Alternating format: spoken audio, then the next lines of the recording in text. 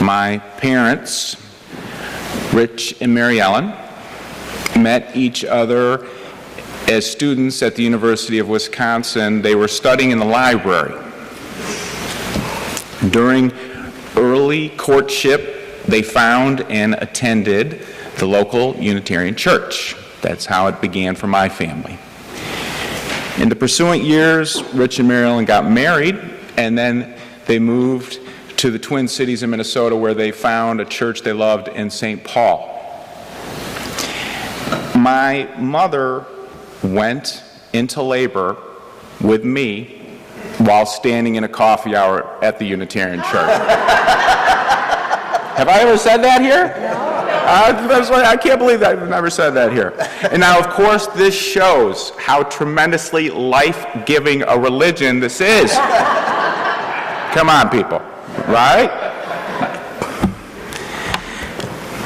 I've been saving that one. When I was a baby, we moved to Chicago. My parents found Third Unitarian, the church with which we would all fall in love with deeply.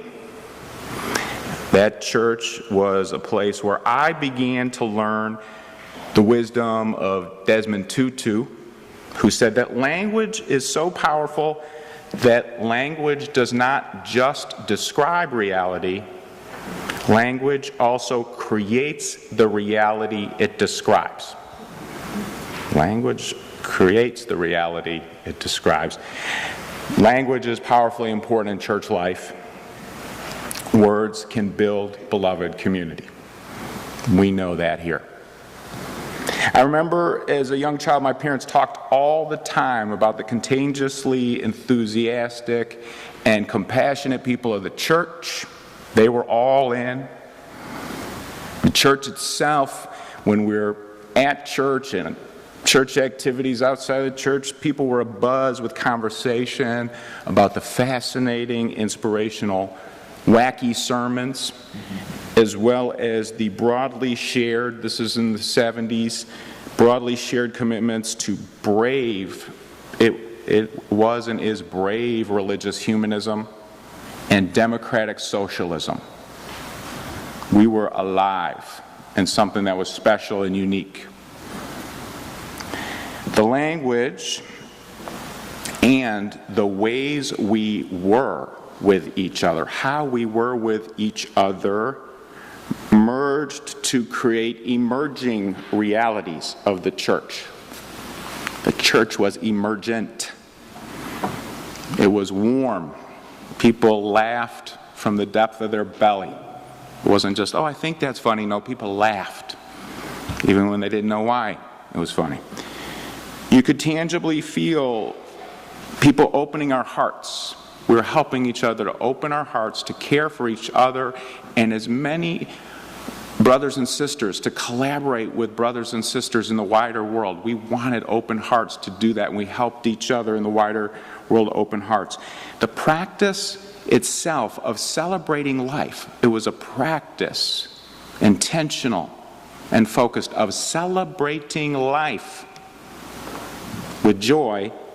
It was exhilarating and adventurous. And the ways we spoke with and were with one another fostered and grew those positive dynamics.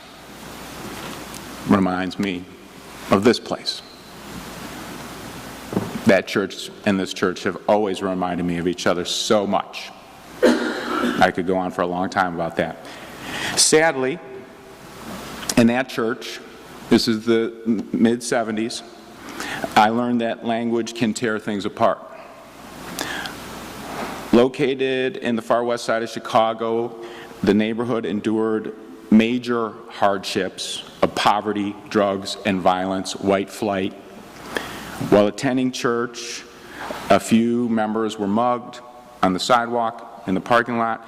Others had their cars broken into.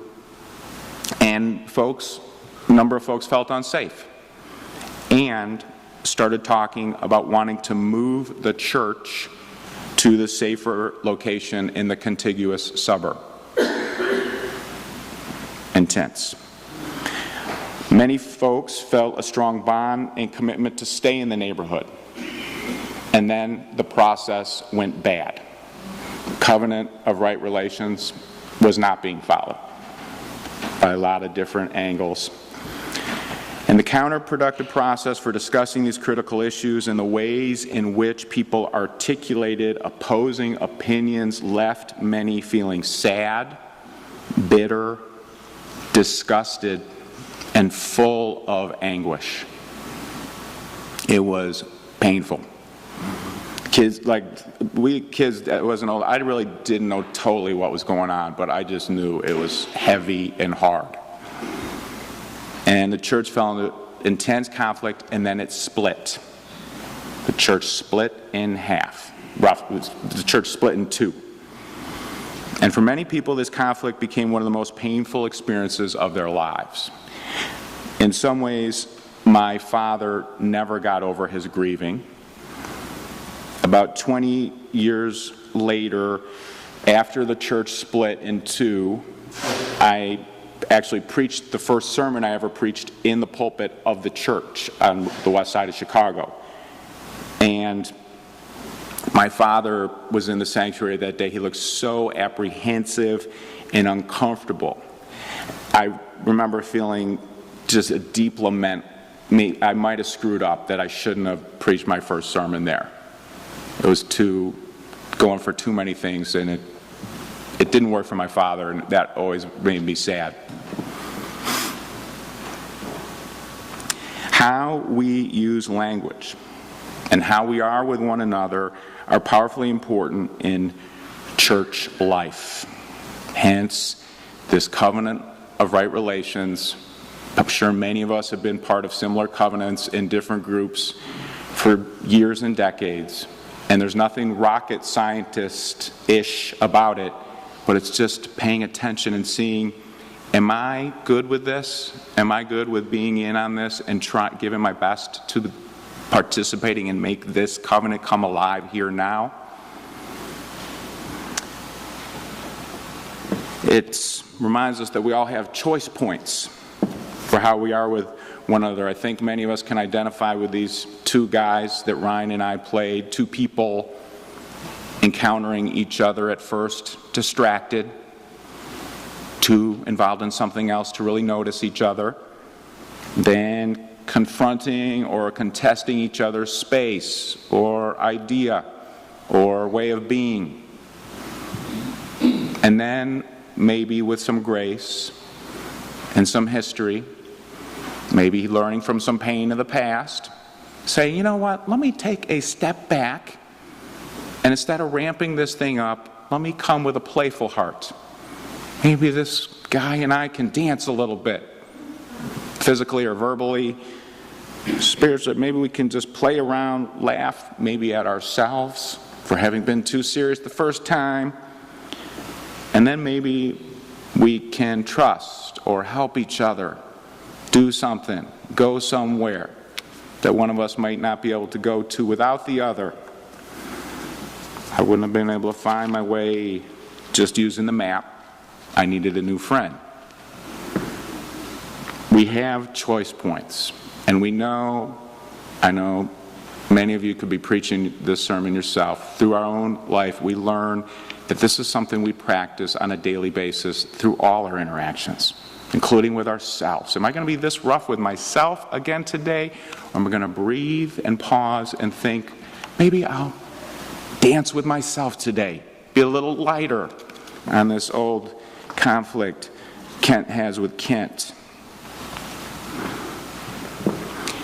And we do well to remember this wisdom here in this church. The Unitarian Society of Germantown is a place where we are engaged in a sacred, difficult, and highly rewarding endeavor. We are continuously building a diverse, welcoming, caring community. We're in a living tradition, and how we are with it every day impacts it. How we talk about it and how we are with it makes it be. And we know it. We didn't just get a creed that we got handed down to live out or not. Part of it is how we covenant with each other. That is the religious culture that is critical and valuable and life-affirming and life-saving. It matters. Yesterday, Josh Korda By the way, if you haven't heard this guy, you have to go to his podcast or a book. He writes for Tricycle Magazine, which is a Buddhist magazine. Come to the next time we get him in town from Brooklyn. Don't do it he came from Brooklyn, and then the Nets killed the Sixers yesterday. That was a little difficult. He didn't care, I did. But he talked about for addicts to anything, booze, drugs, romance, food, screens. All the people who don't identify with this can get up and leave now. He said, yeah, I don't have an unhealthy relationship with anything. But what we need to get through those addictions, he said, is so much part of the covenant of right relations. You need a place of safety where you can be who you are and not feel that you're going to get a punishment, certainly physically, but also verbally or spiritually. You can be you, and you're safe. You are seen and heard, understood. I hear you when you say that. I want you to know I heard what you said, and it mattered. I'm going to think about that. I don't think about it that way, but I heard you. Care for each other. Feel cared for. No matter what, you show up with you the way you are today, odds are you're going to get a caring environment. And appreciated. I appreciate you. I see you in the way you're trying to handle that balance between work and parenting and how you feel like you're juggling and it hardly ever works. It's too much. But I want you to know, I notice as your spiritual friend in church, and I appreciate how much you're giving it as an effort. We practice this in order to more fully find and celebrate the wholeness of each and every one of us. Nobody's perfect. No couple, no family, no community is perfect. But we are whole beings. We have a stream of life, and each and every one of you is full of so much goodness, light, and love. My prayer is that you know that truth and live it out today. Amen. Amen.